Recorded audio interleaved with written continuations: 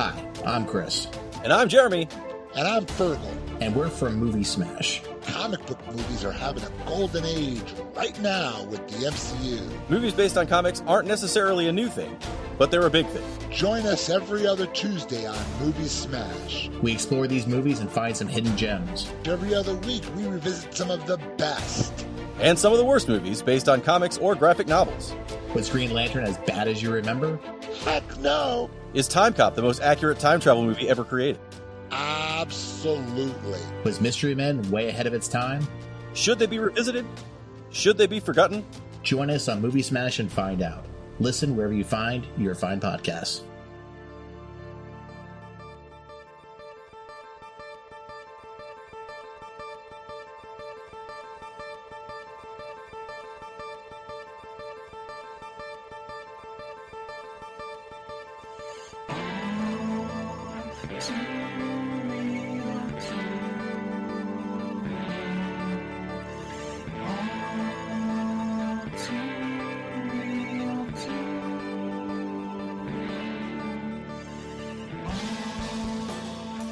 Okay, everybody, welcome to the latest episode of All Too Real 2. My name is Mike Lee Cullen II, and with me, as always, is... Sesame, I'm afraid of you, Fenton and Carta. It's a good name. I'm not sure why you're afraid of Fenton, but, yeah. I'm not sure, I don't know. Yeah.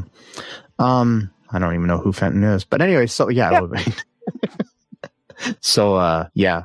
How's life treating you there, Sesame? You know, it was okay, but then my dad got really mad at me and locked me in a cellar. It's really weird. Like, I was like a week.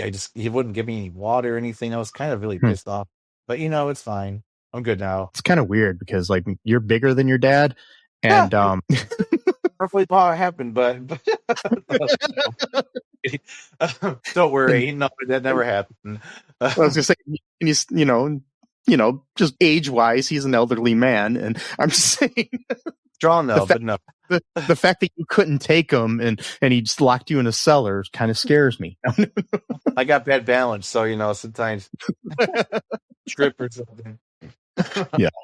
So today on the show, folks, we are covering a movie that's like a little hidden gem of a movie that should have had more like renowned and praise and distribution and stuff than it did. Movie that was made in 2001, came out in 2002.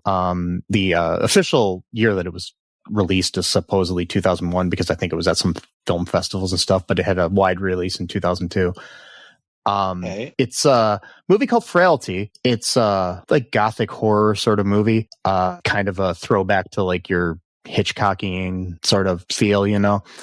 The Internet Movie Database short synopsis here of the movie is: a mysterious man arrives at the offices of an FBI agent and recounts his childhood, how his religious fanatic father received visions telling him to destroy people who were in fact demons. So it's a decent synopsis. So. This is one of those movies I'm going to tell you up front, folks. I know it says, you know, what the movie is that we're covering. If you haven't seen this movie, don't listen to us until you have. Yeah. Because this is one of those movies you have to see. And it's one of my favorite movies of all time. So it's not something you can just have fun and listen to us without having seen. And also, I don't want to spoil anything for people. Yeah. So here we go. And it's good to go in kind of blind on this one. So the movie was directed by Bill Paxton, who also stars in the movie. It was written by Brent Hanley. Yeah. Brent Hanley, besides this, has only written like two other things. He's got Frailty, and then he wrote a couple like short films and co-wrote an episode of Masters of Horror back in 2006. He hasn't really done anything since 2007, which is kind of sad. And Bill Paxton, of course, is, you know, the late great actor who was in everything from Aliens to True Lies to other movies that weren't directed by James Cameron. Like those two were the first two that come to my mind were those. But, he was in Tombstone. He was in a bunch of different things. Yeah. If you don't know who Bill Paxton is, then why are you even watching movies? Bill Paxton stars in the movie. He plays Dad Meeks. The character's just named Dad. We never learn his first name. Matthew McConaughey is one of the adult sons in this movie. Powers Booth plays FBI agent Wesley Doyle. Matt O'Leary plays young Fenton, one of the sons of Bill Paxton's character. Jeremy Sumpter, in his first starring role, plays young Adam. Luke Askew plays Sheriff Smalls. Levi Kreis plays the adult version of one of the two sons. Dirk Cheatwood plays Agent Griffin Hull. Then there's a bunch of other people in the cast. Not a whole lot, though. This is kind of a small cast. Yeah. And Dirk Cheatwood, people may know from a recurring role that he had for at least a decade on and off on General Hospital. One of my guilty pleasure shows. That's where I knew him from. So he played one of the bodyguards for Sonny Corinthos, the local mob boss. I think it was Max. Or was it Milo? I think it was Max. Yeah, it was Max, I'm pretty sure. Because he and his brother both were on the show as these brothers that were bodyguards for Sonny named Max and Milo. So I know who Sonny is. These two, but it was funny. Dirk Cheatwood and his real life brother played brothers on there that were bodyguards for Sonny. And coincidentally, they are also cousins to Steve Burton, who's played Jason Quartermain / Morgan on the show for decades on and off. So, yeah. So anyways, enough about General Hospital, which I will be watching the latest episode right after we record. That's my plan for the night. Anyways, what are what's your reaction to this movie? Your thoughts on it? Because I don't think we're going to necessarily go in like a breakdown of this one, because this is another one of those kind of movies that's better to just talk about our feelings of it more than anything else. Yeah, it's a little bit harder to break down because there's so many different timelines going on at once, and I thought it was. I really liked it. I first saw this. I probably in 2002 when it came out. My mom actually saw it on HBO or something. I don't know what, and so she started liking it a lot. And then me and my brother started watching it. And we're just like, yeah, it was really good. I haven't seen it since probably around that time, but I remember it being like really suspense. I wouldn't even say suspense. I mean, it was suspenseful, but it wasn't like Signs, for example, with Mel Gibson, which like really was on the suspense heavy side of things. But I just liked it a lot. I thought it was really good. Very low key. Like they could have made this into like a horror movie with lots of like lights and fighting and stuff, but this was more of like just the idea of the movie itself, or the premise was very uneasy, makes you feel uneasy, because you got a guy who truly believes that he's hunting demons. Like he's not like an angry person or like particularly mean person. Like he thinks this is what he's supposed to be doing. Like, and so, but yeah, that's my little thing. Yeah, I mean, I saw this movie. I used to write for the college newspaper to the college we went to, the University of Toledo, the Collegian. I wrote for them for a short time, and when I was there writing, I used to be the DVD reviewer. So I would get screeners for DVDs and review the movie before it came out on DVD. And also one of the perks I had from that is I got press passes to see movies early in the theaters. So, which was kind of cool. And I saw this movie like a week before it came out in theaters. So, yeah. And it was pretty cool. There's some movies that I saw were kind of crappy when I got that, but but I would go to, usually they'd give me a bunch of passes, and I could ask for usually however many I wanted, because half the time nobody wanted them.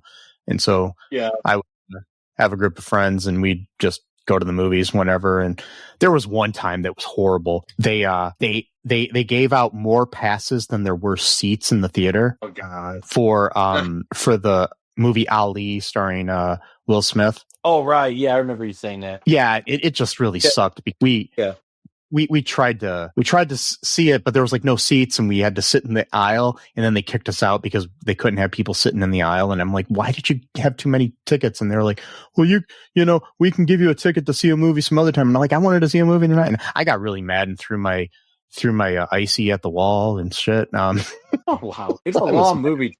Oh, like if you're Yeah. standing up for the whole movie, that's like 3 hours. So it's like, Exactly. Yeah. uh, Plus I was like, I went there. I took I took a couple friends and a girl I had a crush on. So it was kind of like I was pissed off because I was excited to hang out with this girl, but then it ended up working out. We went home and watched a movie at my place, so it was cool. So yeah, but that was my younger days when I was cool, and and it didn't turn off somebody that I threw an icy at the wall. I was gonna say, I'm like, wait. I just thought about that. I was like, if I did that today, that would be just. But Yeah. when you're in your 20s, so this movie, I really enjoyed it when I first saw it. I was like, I can't wait until it's on DVD so I can watch it again. And it was it's one of these movies too that if you watch over, you see things in it that you didn't see the first time you saw it, and then I think I see something in it different every time I see it. So it had been a while since I've seen it.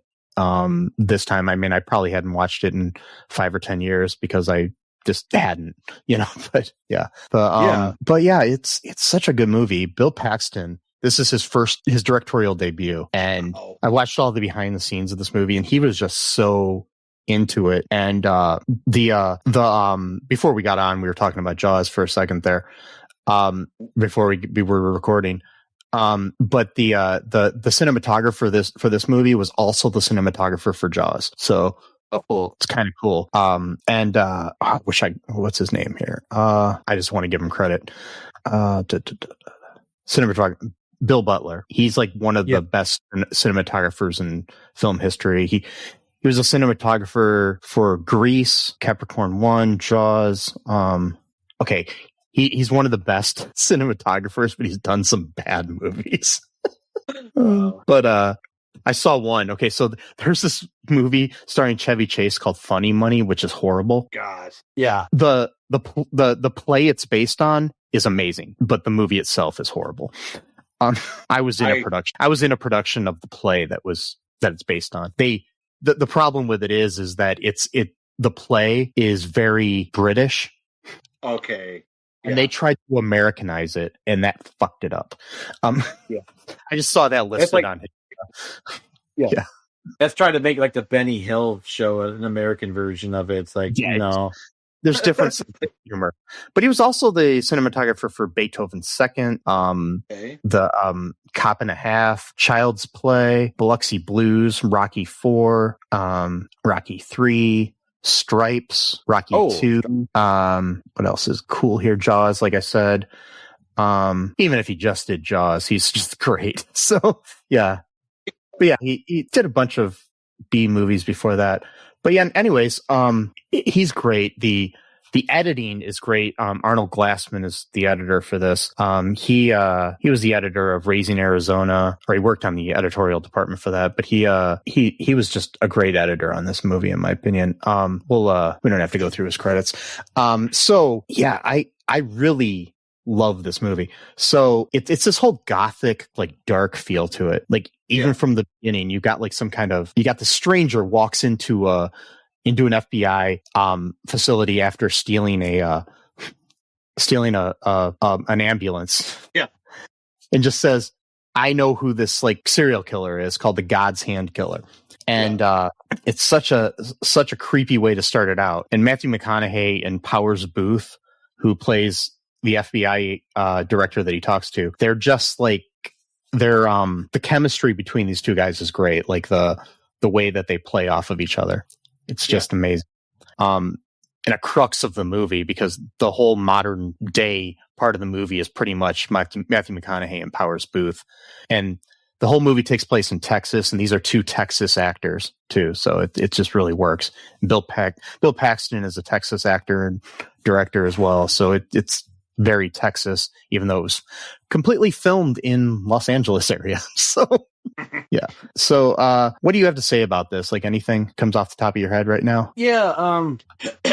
just the kind of nature of the character of the dad, which we don't know his name, he's known as dad. It's really interesting because he he actually believes that this is his. Okay, so what happens? So it's like a normal family. It's just him and his kids. The wife, I think, died or something. I don't remember. And it's just him and the two boys. He's a car mechanic. Doesn't make a lot of money, but it still has a relatively decent family life. They eat dinner like any normal family would, and everything's normal. They go to bed, and suddenly, like 2 or 3 in the morning, turns on a light, wakes them both up, and basically says, "Oh, God just gave me a vision. Says we gotta go kill demons." Like what? Like what? And like it's just like that's a weird like thing to just hear in the middle of the night when you just got woken up by your father. He's like, yeah, he says that we're going to get these weapons, and then God's going to show me where to find the weapons and what particular weapon, and once we acquire all 3 or something, then we could start killing some demons or whatever. And the one son, Adam, he's the youngest. He just kind of just accepts it, the question, and the other one, Benton, is just kind of like, oh shit, it's like he knows it's going to be my life now. Like like yeah, it's an interesting. It's interesting. Like I look at it as kind of like a metaphor for a lot of things too. It's like it's almost like, oh, my dad just joined a new religion, sort of thing, and so now I'm gonna have to be part of this sort of thing. That's kind of how I felt about it. Like it's almost like a metaphor for when your dad becomes born again. It's like nothing against that, but it's like or your dad joined a cult, but it's kind of like that. Or it's like your dad's having a midlife crisis, so I got to deal with this sort of thing too. It's kind of like that's kind of like the metaphor I felt about it.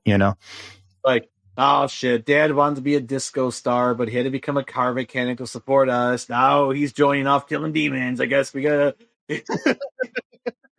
go follow him now. But again, just the striking. Again, if you haven't seen it, you should probably watch it first. But you got to understand, like his demeanor is just as like a normal dude, like a normal working class dad. Like even as he's on this, his personality is the same. It's like he doesn't go into some like dark triad, like psychosis, like type of like he just acts like a normal dude who just believes that he wakes the kids up and he's like, yeah, so now we got to kill demons. Just like if he was like to wake them up and be like, okay, tomorrow we're going to Disneyland. It's just like the way he was talking. No, it's like the way, but no, to me it was more of like the way he was talking to them. Way of like, was that it's less than Disneyland. It's like, okay, tomorrow we're going to go fishing. Sort of like or that or what I was thinking more of like it sounded more of like someone who's about to tell their kids that they're going to have to like put down the family pet tomorrow, like very serious, somber kind of conversation, sad. But like that's how he kind of was talking. Like, yeah, it's just I say that literally as I have a stuffed animal dog next to me because my niece wanted me to have it because she doesn't want it anymore or something. I literally have a black stuffed animal dog with one eye staring at me right now. It's cute when kids give you their like rejected toys. He's like, oh, the one-eyed dog. That's fine, whatever. It's cute.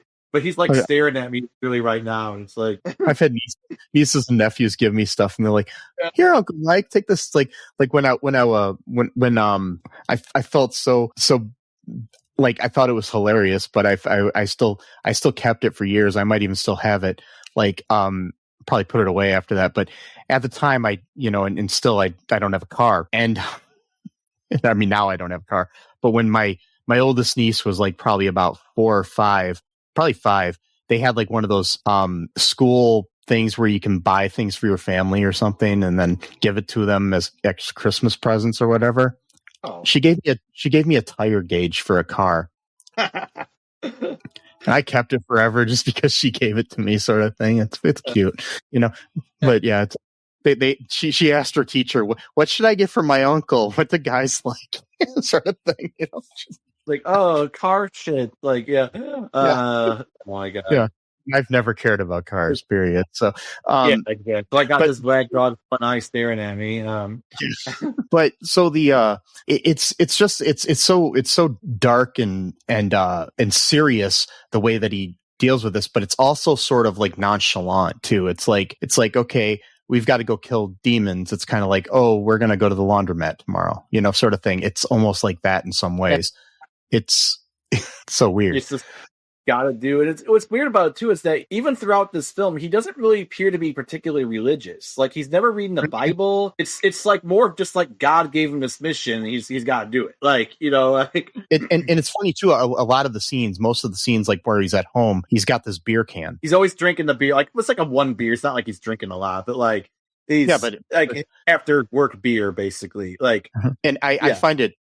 An interesting little side note too is they only had one can of that beer, one empty can. Wow. So you never see him on. It's funny, you never see him on screen open the can. Right. It's always You hear the sound of it opening off camera, and then he enters. Right. He only had the one can, so they had to use it over and over again. Wow. Yeah, I love little things like that in movies where it's just like you got to deal with what you have. Yeah, you couldn't afford to have people like mass produce them or remake them or anything because you're doing a period piece because the past is like 1979, so it's yeah, that's what it takes place, or the old timeline stuff. And so there is like an interesting part of the movie. I don't know if you saw this too or not or noticed this, but like so God or the angel is speaking to him or giving the again, there are no names, so it doesn't say the Archangel Michael or anything like that. It just says the angel. Yeah. So we don't know which angel this is, or if it's even. That's what I love about this too. It's not specific about any particular religion. It doesn't say it's a Christian angel, or it's like he could be Jewish or Muslim. There's no indication what religion, if any, he actually because it doesn't like they were a religious family. Some of the imagery is kind of like Christian based, but it's still hard to say. Like you said, it's not like specific, but it's like the iconography of the angel that he sees. Like especially there's a scene where he's at work and the angel comes to him with the list of people he's supposed to kill or demons he's supposed to kill that are disguised as humans. Basically, that's what he's been told to do. So yeah, such a great go ahead. Underneath the car, and the angel just like appears to him, like he's like looking up underneath the car, like through the parts of the car. He's just kind of, you see him and he's coming towards the camera and he's got like a big sword and everything. So I mean, it does kind of look slightly Catholic or Christian based, in a way, but still it's hard to say. If it's Archangel Michael thing or something like. Yeah, or like or what's the Saint George sort of like look or something like I don't know. It's like the angel fighting with the sword sort of thing. So yeah, but I love that scene too because the car like it opens up into like a huge space like in a cathedral. So like he's underneath the car, and then like it opens like it's really wide opening and he descends down with like this fiery list but then it shows him like then from the other point of view where he's just like underneath the car and his hands are just up, he's like not moving at all, and so it's like that's what he looks like as he's having this vision. Like to the outside it's just some dude with his arm and it's really it's really an interesting way to visualize it, or on film. So he gets this list of like people that are supposedly demons, and he can't kill anybody that's not on the list. It's like because there's a funny thing. Like I think that the humor, and I will tell you, Jeremy Sumpter as Adam's the younger kid, right? Yeah. As Adam is like the comic relief for this movie, and but for being his first acting role, period, that kid's great in this movie. Yeah, he went on to do other things, but this is always my touchstone with that. I mean, both of the kids were great in this movie. And you believed that they were all like family, and they did some good casting because I mean, we obviously know how it ends. It's interesting too because so Matthew McConaughey starts out telling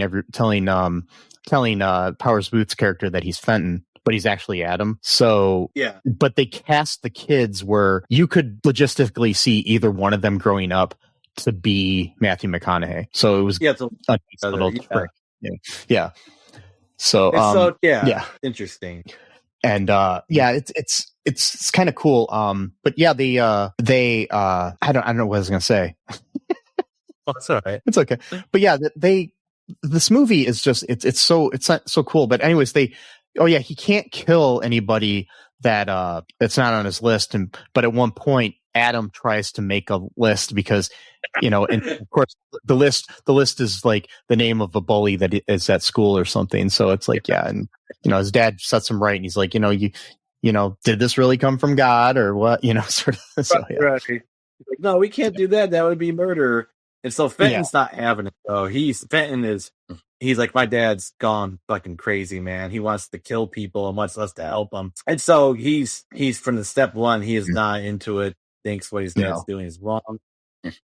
And the twist near the end though is that, we're not really doing it here, so it doesn't really matter. The twist by the end though is that it turns out it was all true. He actually was killing demons, and Adam was able to see the demon, because every time he would touch the dad would touch the person, he'd be able to see all the terrible sins that they had committed.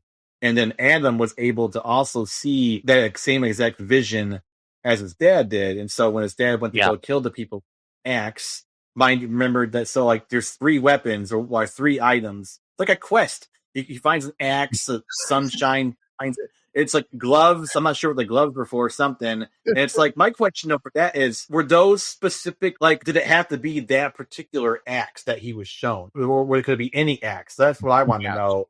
I think he was shown those by God or whatever you want to believe, because I still think in certain ways that it's not completely clear whether this is a psychosis or really God, because in a lot of ways, it's kind of clear that it is God, but part of me still thinks that it's still, we never know for sure what happened. But I guess with the reveal at the end that Powers Booth's character killed his mom, we know that's real then at that point. Yeah, that's real, but it's like, do we know that that's not just something that somehow he knew, or maybe I don't know. But then again, after that, they're trying to figure out at the FBI, trying to figure out who this guy was that came in to talk to Powers Booth's character, and the videotape is fucked up from the security cameras where you never see his face. He's like, yeah, God will protect us, because earlier his dad said the same thing, because they were supposed to abduct someone door in the parking lot, and also at the end, because we find out that Adam is now a sheriff of the town, and Dirk Cheatwood's character of FBI agent Hull, he comes to the station, and he shakes his hand and everything, looks right at him, and he had seen him the night before talking to Powers Booth's character, and he doesn't say anything, so it's he doesn't remember what he looked like, so it's like kind of that could mean either definitely, it's God, or I don't know, Hull's just a horrible FBI agent. Yeah, dude, he's like, I don't know, man. I just saw some guy. I didn't really make any ideas of what he looked like. Like, okay, that's one of the big things. Observation, you don't have it, but he shakes his hand for a really long time. All of a sudden, he turns into Alex Bornstein's character from Mad TV, the Miss Swan, and just like, what do he look like? He looked like a man. Well, thanks, I guess. It's nothing. But yeah, he shakes his hand for a long time, says you're a good man, so that kind of indicates that he was looking into his soul or whatever. Now clean. My whole thing with this though, so Fenton, the angel, had told his dad that Fenton himself was a demon. My question about that, I don't really know if that's true or not, because if it really doesn't see the same things that the dad and Adam see, it does look like he's just killing people. So how could he be considered a demon?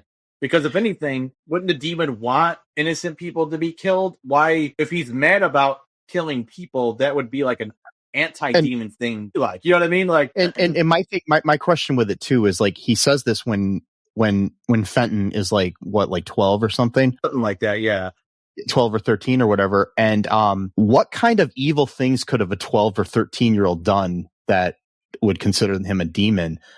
We never know. He could have done some evil things. Well, I think it was just meant like that was like his nature, like not necessarily he'd done it. See, that's the other thing too that is very blurred on, because it's like, are demons because like the quote-unquote demons were just people who have done horrible things. So it's like, are they literal demons, or are they just called demons because of the horrible things they've done? Are they just humans who have done, like the one guy was like killing children, probably raping them as well. Sorry to use the R word, but probably that's what he was doing. Or rather, former and then the latter, to cover up any, Yeah. whatever. And so it's like, obviously that's an evil thing to do, but is he, quote, a demon, or is he just a really horrible human being? And the same thing with the woman who had slit a guy's throat, I guess, after having sex with them, it seemed like to imply, like, so, Yeah.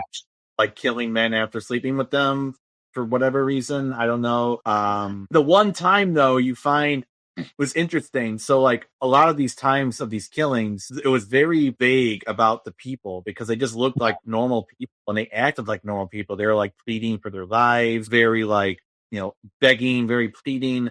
But the one guy was total fucking asshole. They're like, okay. And because Fenton's supposed to kill this, mostly Fenton is supposed to kill this demon because his dad locked him in a cellar. They built a cellar, like almost like a Noah's Ark type of thing. Like the angel gave him specific instruction. Like you can't deviate. Like if you ever read the Bible, there's this whole. I was talking to my mom about this earlier. There's a whole a whole chapter, perhaps multiple chapters. It's all about the exact way to build Noah's Ark, and it just goes on. And I'm like, oh my fucking, like exactly 30 meters, like.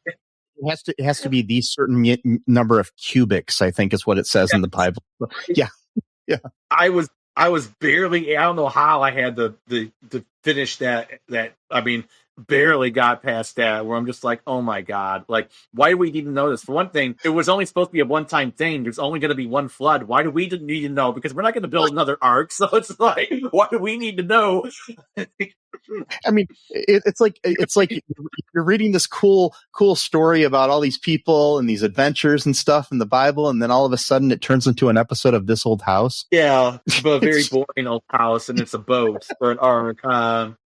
But it's kind of similar to this because the angel is giving him, like, he makes Fenton pretty much dig the entire holes for like all him by himself because he wants him to pray while he's digging, which that's another very interesting symbolism too. Digging while you're praying, like you're trying to find like a treasure, or like, even in Judaism, there's something about the metaphor about what is it? It's like mystical Judaism. It's like not the Kabbalah, but there's like a sect of Judaism. I don't know the name, but whatever. There's like a sect that's like sort of on the mystical side of things, but they're like super like orthodox when it comes to like following like all the rules of the Bible, like really, really keen on that. And like the rabbi is like given like a little bit more of a, like, he's not like, the rabbi's not viewed as like a prophet necessarily, but it's much more than just like a regular rabbi. It's like someone there is like really meant to like guide you like throughout your whole life. And then there's like a proverb, not in the Bible, I don't think, but it's like a saying where it's like the Rebbe, they spell it differently too. They spell it REBBE instead of RABBY, not like RBI Rabbi, which is one of our old movie ideas. Anyway, I just remembered that. RBI Rabbi. That's a whole other thing. I don't want to get into that. I don't want to give anyone the idea. It's our idea. But like, because I remember, I probably got the notes somewhere written down. But anyway, so it's like, the REBBE, the Rebbe, or the Reb, there's something like where he can show you where to dig, like to find the treasure. And of course, the treasure is like, spirituality. It's not like a literal treasure. And it says he'll show you what to dig, but the digging you must do yourself. And so I don't know if they got the idea from that. Could have just been a coincidence, but like the idea that he's telling Fenton to pray as he's doing like this labor.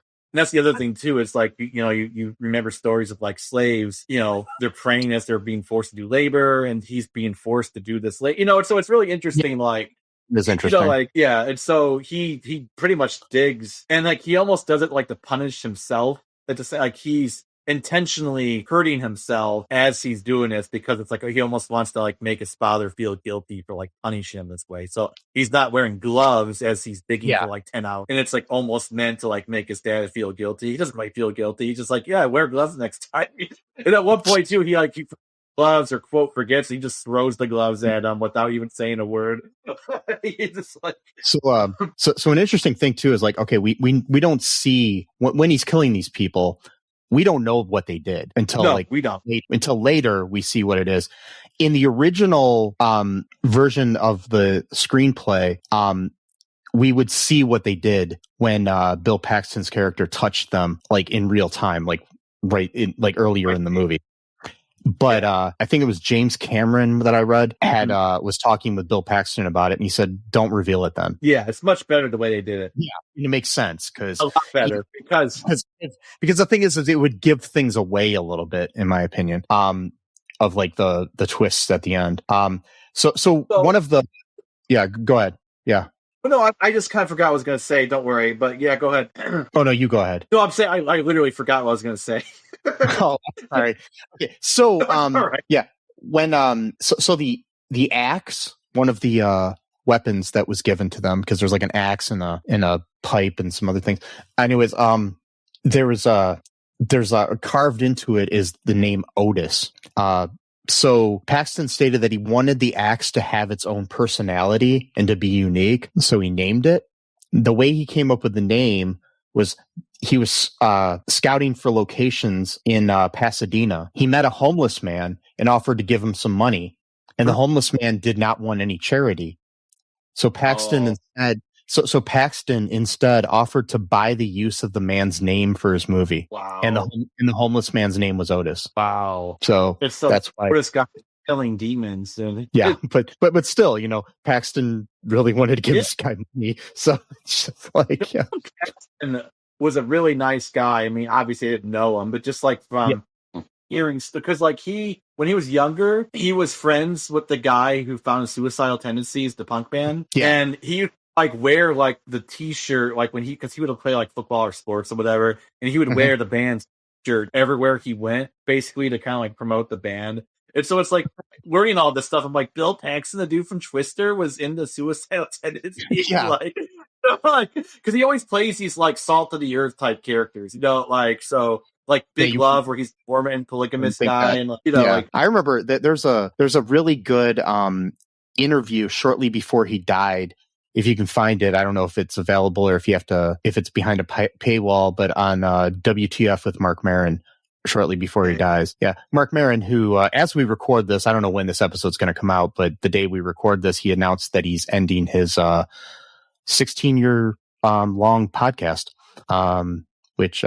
It's kind of sad because he's a great interview. Yeah, a lot of that put through. But I do think the best interview ever with Bill Paxton was done by Mark Maron. So, and it was just before he died, like weeks before he died, I think. So it's really, and he was full of life in the interview. Like he died, and people didn't know that he was going to. It was like a freak thing. So health issue. So yeah, like health, just like with Mark Maron's fiance, who had like this rare blood disease that no one ever knew about until she had died, like a week before she died from. Like they thought she had COVID at first. They're like, no, it's not COVID, because that was right when COVID started to pick up, in 2020. And then now she had some like really terrible blood shit going on, and it only took a couple of weeks for her to kill her. It's just like so yeah, it kind of happened. I think he had like a heart murmur or some kind of a heart thing. This was actually this was not completely freak thing though. I mean, in the 2017 interview with Mark Maron, he revealed that he had a damaged aortic heart valve resulting from rheumatic fever that he contracted as a child. Oh, okay. So on February 14th of 2017, he underwent open heart surgery in Los Angeles to repair the damaged valve and correct aortic aneurysm that he had. A day later, he underwent an emergency second surgery to repair a damaged coronary artery. His condition deteriorated over the following 10 days, and he died of a stroke on February 25th at the age of 61. Yeah, that's young. His family sued for a wrongful death lawsuit against the surgeon who performed his operation because he used a high risk and unconventional method for the operation. So yeah, Dan, that is really sad because this movie in particular was just really, really good. But Twister, all the other, Big Love. You ever seen Big Love, the TV show? That was pretty good. I like that. Yeah, I haven't watched all of it, but I watched some of it. I watched all of it too, like first season or something. But and he was in. Speaking of Stripes that we mentioned earlier, he was in that too.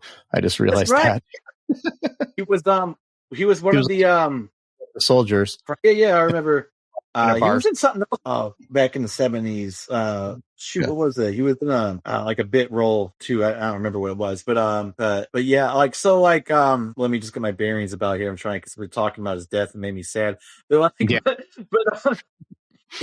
don't know. I try.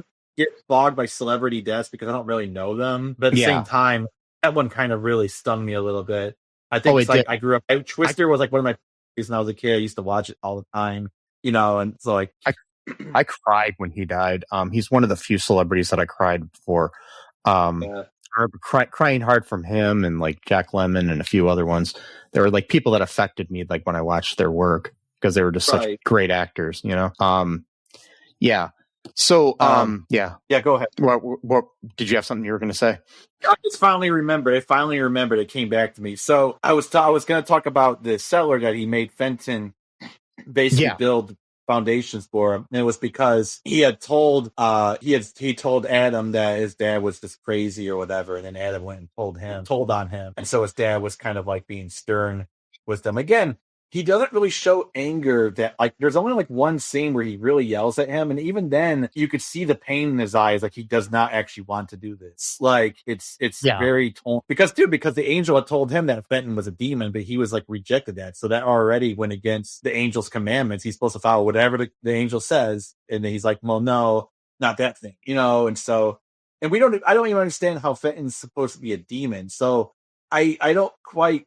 They never really explained. Well, they did at the very end. I was confused. I don't know if you could fill me in what that meant. I was kind of confused, but like basically, he builds the cellar, whatever, so that he can bring his demon down to kill them down there where he's not making as much noise. The other thing too, they bury all the bodies in the same garden, but nobody ever like. That's like how many bodies are like 10. Well, it's kind of like it's this rose garden in the town that's kind of like starting to deteriorate. So it's like it doesn't look like it's a place that many people go to. So yeah, I know, but still, that's a lot of bodies in one rose garden, and like nobody going on like next door neighbors. Like the little like gate that they walk under, it's got this like thing with the rose garden name written on it and everything. Like in like wrought iron or something above it that they walk under, this kind of arch or whatever. And so they're like, I used to live in this apartment complex that there was this cemetery right next door to it. Yeah. And it had an arch exactly like that. Yes, it did. Always creeped. I hated going to that apartment specifically because it was right next to a cemetery like that. Yeah. It was just like, it's funny too, because like I used to take walks in that cemetery all the time. It was a nicer, it was because it was like a small one. It wasn't like a daunting, you could just walk in. It wasn't like you had to like drive into like a cemetery. Like you just walk. Yeah. It was like old. I remember walking. Yeah, I think I actually went there once too because there was like really old names like Zelda. No one really named Zelda. It was like a really old like cemetery. Like I don't think anybody knew was being buried there. But cool. So interesting thing about the whole like Rose Garden thing. The town was originally set to be Tyler, Texas, which is a real town in East Texas, but they didn't want to tie the film's horrific crimes to a real place because they have a public rose garden there, and they didn't want it. And I guess they said they didn't want a bunch of goths out there in the middle of the night digging around the rose garden when the movie. Yeah, exactly. Like it's goddamn goths. So they changed it to the fictional town of Thurman. Yeah, and the rose garden and the whole idea of Tyler, Texas, originally Brent Hanley, the writer, his grandfather grew up in that town, so that's why he kind of placed it there originally. So yeah, it's so. God, I think I remember now. Sorry, I'm like blanking, but I think I finally remembered the whole thing I was going to say. So he makes him dig the hole. So, okay, my timeline's wrong. So he makes him dig the hole after Adam told on him that he said his dad was crazy. So that was like his quote. Yeah. It wasn't really a punishment. It was more he wanted him to pray and finally see the same vision. The cellar incident was because he was going to go to the share. This is where it makes the movie really interesting, actually, where you actually start to kind of see what's actually going on here, because this whole time he's just killing people, and Fenton's like, dude, you're killing people. And he's like, no, the demons, it's fine. They're not really people. It's like kind of like that scene from like, I Think You Should Leave. Like they're kind of like nothing. Like they're not real people. Like it's okay. The cops came. I killed him. It's fine.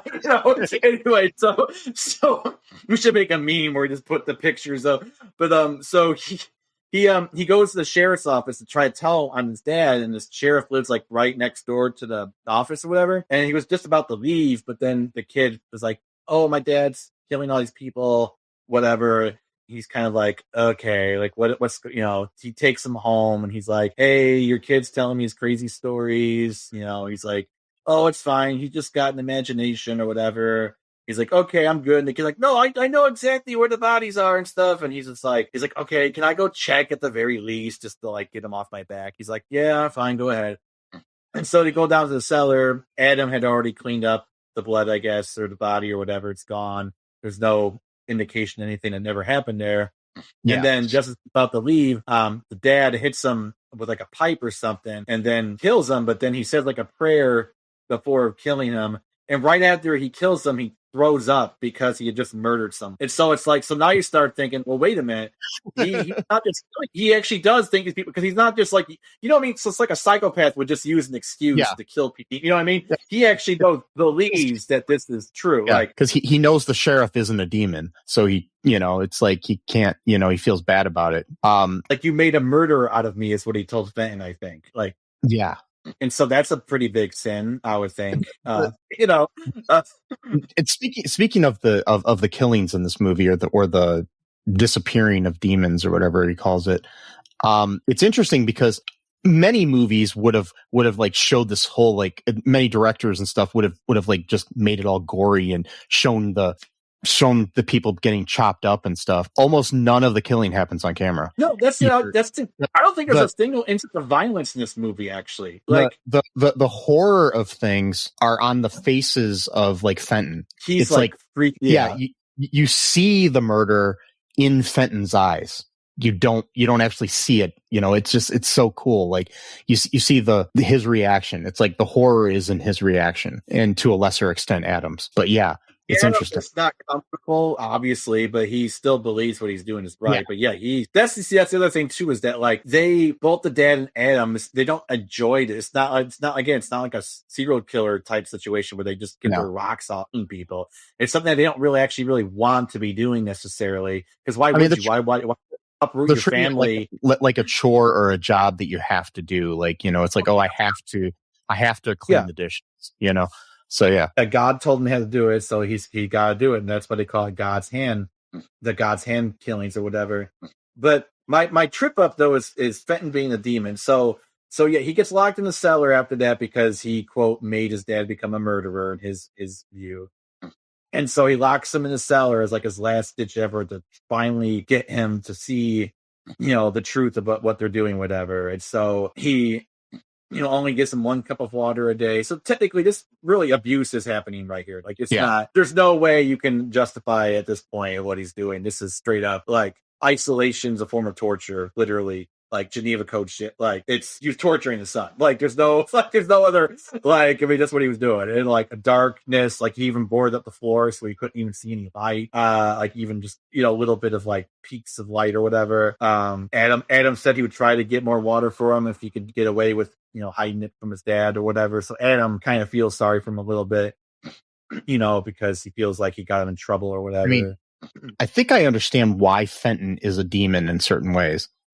It's like it was in him, like it was his tendencies. But I think the main thing that actually ended up making him become a demon is the fact that he kills his dad. Well, yeah, but he's killing his dad because he thinks he's killing people. That's what trips me up. It's not that he's a demon himself and that he's like, oh, you're killing my fellow brethren. I got to take revenge. It's not like that. It's like he thinks that he's murdering people. Like, you know what I mean? Like, it's not like that kind of sense of like, oh, you're killing my kind, so I'm going to kill your kind, demons versus angels type of like battle shit going on. And but so I don't. There's also like, we don't know necessarily, like, Fenton could be killing people too, like in the modern time. Well, isn't he? Because Adam said something like that. Was he just making up that story, or did he actually start killing people? That's what I'm wondering.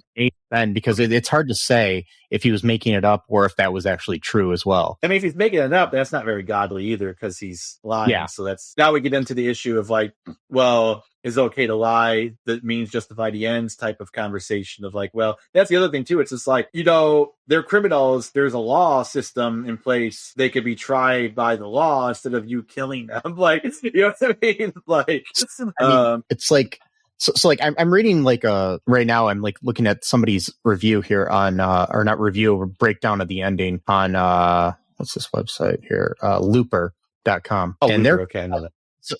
so what they're saying at the end here is like they're talking about the ending, and it says something. One of their little sections is about both brothers were killers, and it says one of the more confusing parts of the twist-packed ending of Frailty, and the detail that might get lost in the shuffle, is the knowledge that Adam and Fenton Meeks both murdered someone in their childhood and both continued killing after they grew up. At face value, the twist reveals that Adam has been pretending to be Fenton to pin his murders on his brother, which seems to absolve Fenton of wrongdoing.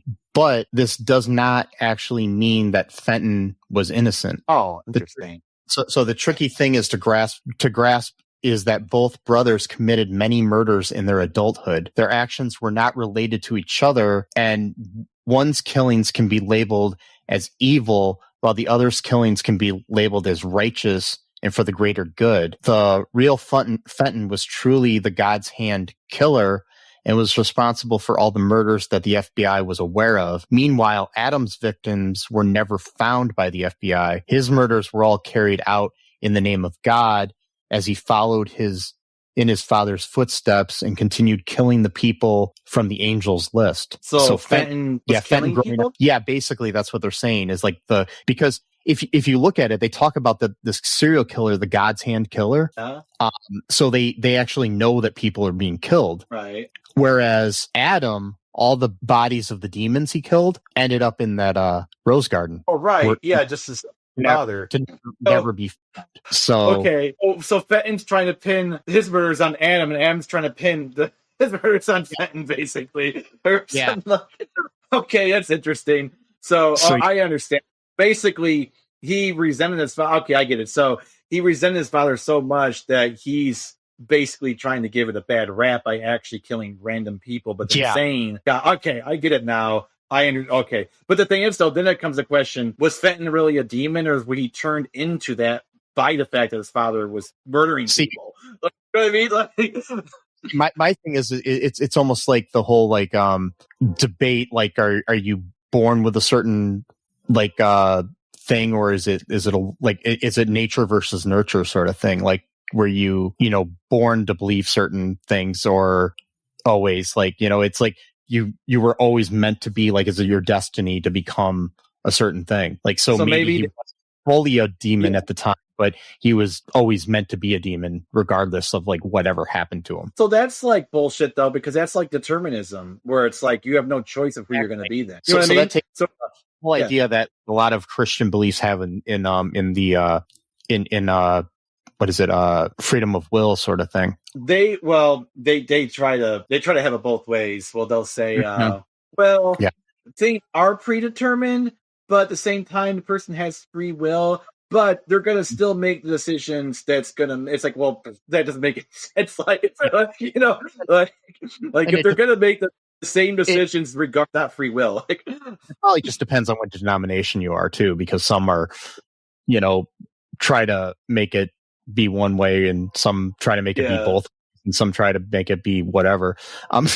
So. Well, it's interesting theology, because if it's like, if God is all knowing and God knows exactly what's going to happen, what has happened, whatever will happen, then by logic that means it knows what decisions they're going to already make. But then if there's free will, then how does that make much sense? Because if he knows what you're already going to do, then how are you given the choice? Like, if it's going to happen no matter what, it doesn't really seem like it's free will. But like, so this movie kind of, I don't know, I think it kind of plays with that a little bit, because Fenton could have just been a regular kid, perhaps, if he wasn't witnessing people getting their heads chopped off when he's like 12. And it's almost like, okay, so like in horror movies, you have your villain, like you got your Jason or your Freddy or something like that. In a way, the villain of this movie is God. Yeah, seriously. In some way, because God has basically uprooted this family. Adam does make a good point where he says something. God didn't show pity on my father like he did to Abraham or something like that, because God allowed Abraham to spare his son. Which that's another thing too about that's interesting. So it's like I was talking about this earlier too. I think I was telling my dad this earlier about how, like, when we read these stories from the Bible and stuff, these things were written like so many thousands of years ago that we're just like we're separated by time, that we read this and we're like, well, but if like you ran into someone right now who said God told me to kill my son, you'd be like, whoa, like, you know what I mean? Like, and so it's like you kind of have that thing of hindsight, like, like Judaism, Christianity, Islam, they all celebrate, this holiday, it's interesting too, like a lot of things in religious texts, like if like now when they happen, like if they were to happen in the real world, like if somebody just comes up to you and is like, hey, I'm the son of God, like, oh, cool, yeah, we need to commit you. So it's seriously. So that's what they would do to Jesus, but that's the thing. So we weren't there at that time to witness people act way. Like Moses, for example, killed someone. Granted, the guy deserved it. And there's no pity on that guy, but still, he murdered someone. He ran away, so he's a fugitive. And so then a convicted murderer shows up to you and says he's a prophet of God. It's like, what? With a stutter, mind you, really speak well. I want to see a remake of The Fugitive with Harrison Ford, but he's Moses instead of Richard Kimball or whatever. After the murder in Egypt, he saving the fellow Hebrew. This is before they were called Jews. He was saving the fellow Hebrew from being abused by a slaver, so he killed the guy. Whatever, I don't give a shit. The guy had it coming, but like, yeah, he was a murderer, and like he had a stutter, so he didn't speak well, so he had to have Aaron, his brother, be like his speaker. So it's like, can you imagine if like a convicted murderer shows up to you and is like can barely get out of sentence, like I'm a prophet. It's like, whoa, like and a burning bush. I was flames. It's just like, what are you talking about, dude? Like, like. Because that's how most people would react. Just be real. That's what most people would say to something like what they saw. Like, so maybe there were a lot of other people that were prophets, and we just kind of dismissed them. That's what I'm saying. It could go either way. See, it could either be like it's all bullshit, or there's like millions of prophets that we've just like discarded. You're like, oh, like that guy who used to like pretend that he was boxing the bus in the middle of Dorr Street. That guy could have been the messenger of God, Mike. But no, you wouldn't listen to him. So you rejected him. He could have like revealed like the next Quran or Bible, and you just didn't let him do it. So it's like you could have been. It's like I think it was Mark Maron had a stand up bit about that, like where you see these guys walking down the street that are talking to themselves, like maybe they are just a prophet of some sort. And it's like he's like, I saw a guy walking down the street all the time, and he just kept saying, I can't. Maybe God was asking him to do something, and he just couldn't do it. That's the thing too. It's all hindsight. See, people had time to write about what had happened and clean it up in such a way that it's into like a neat narrative that you could follow. But as it was happening, it was probably pretty chaotic, and so. But you're like, oh, and Jesus said, and blah, blah, blah, blah, blah. It was like, yeah, but he was probably like throwing a wine glass at you at the time because he said something really fucked up. Or, or he got into a fist fight with someone because he was like trying to steal money from a poor person, or whatever. But like you write it down as very, very like sanitized version of events with all reason, I'm not Andy, but like a lot of, religious do that. And so back to the movie too about certain things. So the Brent Hanley talked about the title Frailty and what it was like, why he chose that title. And he said frailty to me was always about the frailty of perception, the frailty of morality, the frailty of right and wrong. He says, I liked the idea of an abstract title. So the whole movie is it's very abstract like this. Yeah. It's very interesting, and it makes sense. You got this whole different thing. It's like, there is a frailty of like, because like we were saying, the whole idea like of morality, like, one person's morality is not the same as somebody else's, and one person's idea of right and wrong is not the same as somebody else's. So it's like a fragile sort of like, there's frailty to it. And it's interesting. And like he says too, the frailty of perception too, because there's different ways you can perceive this movie even, so it's so confusing because the twist again is like we find out though that it was all true, like because Adam sees the vision of a man killing his own mother, so we know that his dad was having his visions. But then at the same time, I'm always thinking, well, maybe Fenton didn't deserve all this. He didn't see this. He just witnessed people being killed. He didn't see what they have done.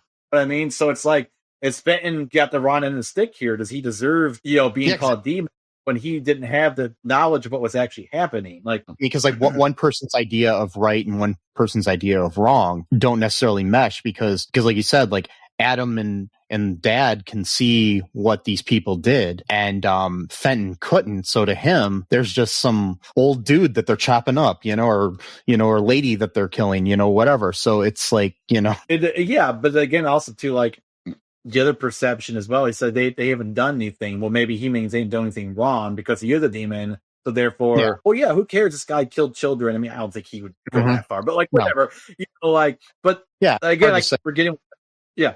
And I mean, I love the fact, and its whole idea of perception too, because when you watch the movie to a certain point, you're thinking all along that Matthew McConaughey is Fenton. Yeah, that's right. And then you have the switch where you find out he's Adam. And it kind of changes your perspective of the movie when you rewatch it, because when you rewatch the movie knowing that he's Adam and not Fenton, it gives you a different perspective on the whole movie. So it's one of these movies you kind of have to watch more than once. You have to really think about it. It's like you can't just watch. You have to really kind of think about it as you're watching it too, to put things.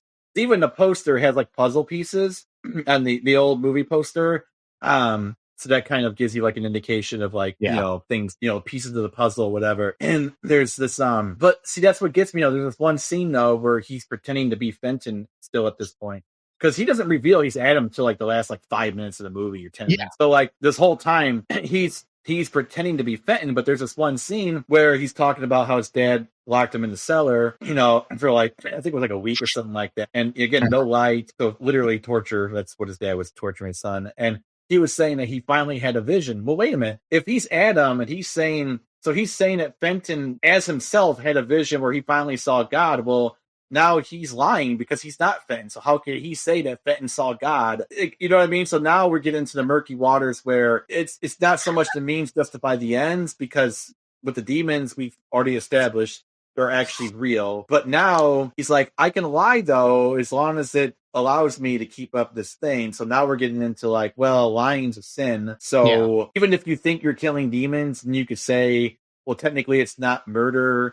I'm not really killing people. But when you are lying, by definition, you are lying. You might say it's okay that you're lying, but you are doing that thing. But is it really wrong if you're lying to a demon? No. Well, that's right. He was lying to. Okay, it's I forgot about. Yeah, so he was lying to the demon. Never mind. Okay, it's good. It's fine. Yeah. So the crux of the movie too. It takes place like they get into a car and they're traveling to the Rose Garden, and in the present day. And it's interesting too the way they shot it. The scenes. The car ride were shot on a soundstage. The car's not actually moving. They moved the lights and added the water and everything. It's what they call a poor man's process, where you're not actually doing. I did a cheaper version of the poor man's process. It's same sort of thing. For a movie I directed called Pi Day Die Day, where we were having issues with getting sound on the these police officers in a car driving to scene of a crime. And so I just said, hey, why don't we just do poor man's process? And everybody else on the crew looked at me like, what are you talking about? And the reason I thought of it was because of this movie. So because I watched a behind the scenes thing about the way they shot that. And so basically what we ended up doing on our version is we went into the producer's garage, parked the car in the garage, turned out all the lights in the garage, had extra lights added in for things, and we just moved the lights in front of the windshield, and we were shooting outside of the windshield. We shot some stuff inside, but it would create the idea that street lights were coming by.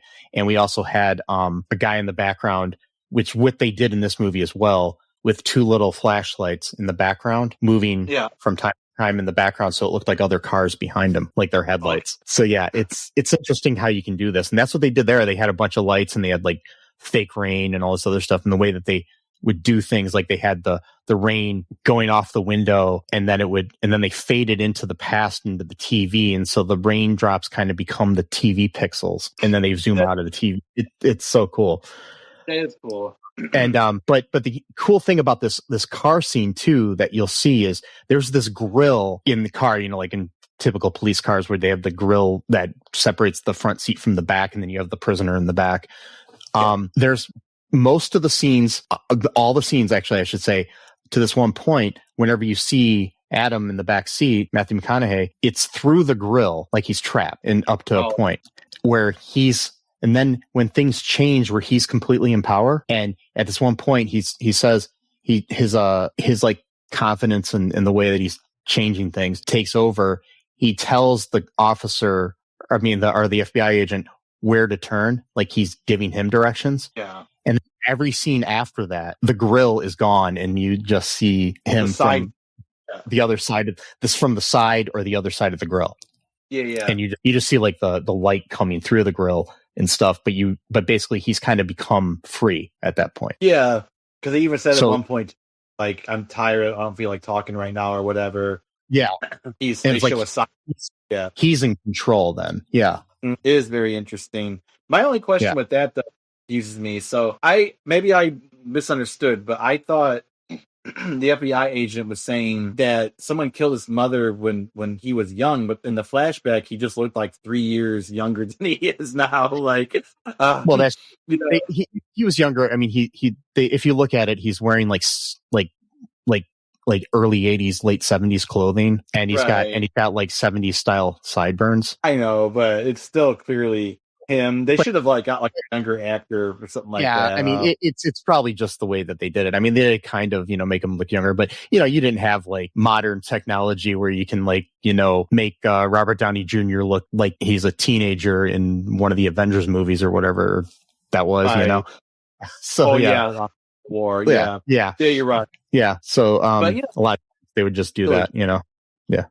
But the car scene thing is just like brilliant in my opinion, the way that it was shot and the way that the lighting was done and everything. It's just they shot the car the cars things from 9 different angles so they could have different options and stuff and everything. It's just, I love the art of filmmaking. But anyways, especially, any other like major thoughts here about this movie? Because we're getting kind of long here.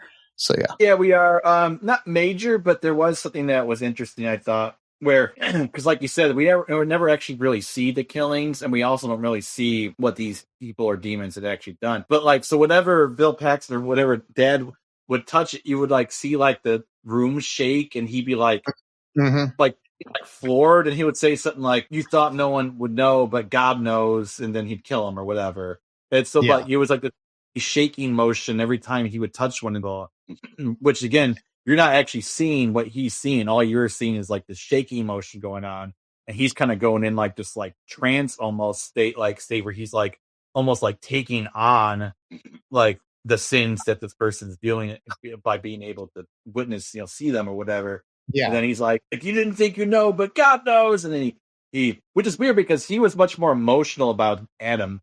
Adam seems very almost calm and collective about it. His dad seemed much more visceral about it. Perhaps because he was young and was lived through this, you know what I mean? And whereas Dad was already middle-aged by the time, this mission or whatever started.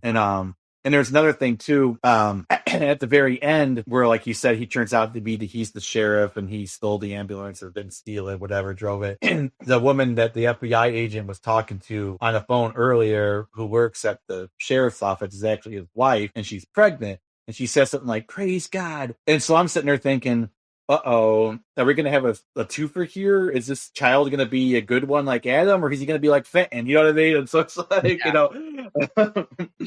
I mean, if things were different, maybe there would have been a sequel. But the thing is, I think a sequel would have been pointless because the whole idea were the twists at the end. But yeah, cheap or if there was a sequel. If the movie would have been more successful, of course they would have milked it. I know. Yeah, but I mean, but the movie was shot for $11 million, and the box office was 17.4. So yeah, which wasn't enough to really make it big. Totally random. Where'd it go? Totally random trivia thing that I just saw here on Internet Movie Database that I thought I would share that has nothing to do with the actual movie per se. But so the axe is named Otis. So there's a rapper named Otis of the group Axe Murder Boys. He took his stage name from the engraved axe in this movie. Wow. And numerous lyrics references to the film can be found throughout Axe Murder Boys' albums, The Unforgiven Forest and Blood In, Blood Out. And then they also have another album entitled God's Hand. Interesting. Okay. Yeah. So, Wow. yeah. That'd So yeah, there's that. So anything else before we wrap this up? No, I'm good. No, it is pretty long, but it takes. I mean, it's so much stuff going on. I mean, know. Not much actually is going on, really. But like, this movie is just so deep, and I think it's one of those movies that is very underrated and needs to be seen several times, in my opinion. It's just like, I don't know. That's what reminds me of like a Hitchcock movie. It's like you see different things every time you watch it, and it's just kind of cool. I mean, there are certain movies like that, like I think of modern or more modern movies that I think are like that. Like I think one of my other favorite movies is Zodiac by David Fincher. Oh, yeah. You see different things every time you watch that movie too. Like there are so many, there are so few movies in my mind that I consider perfect movies. This movie and Zodiac are two of them. So yeah. Anyways, folks, I hope you enjoyed this episode. Check us out at all2real2.com. Be sure to subscribe to the show, wherever you can. Download our episodes, give us a like or a share, comment on our episodes anywhere you can. Give us a 5-star review wherever you can, like on Apple Podcasts or Spotify. I'm sure there's other places too. Check us out on social media. Check out our TeePublic where you can buy some merch. Also, check out our Patreon where you can become a patron to the show. All those links are at all2real2.com or in the show notes. Also, just be good to each other. Don't be a demon.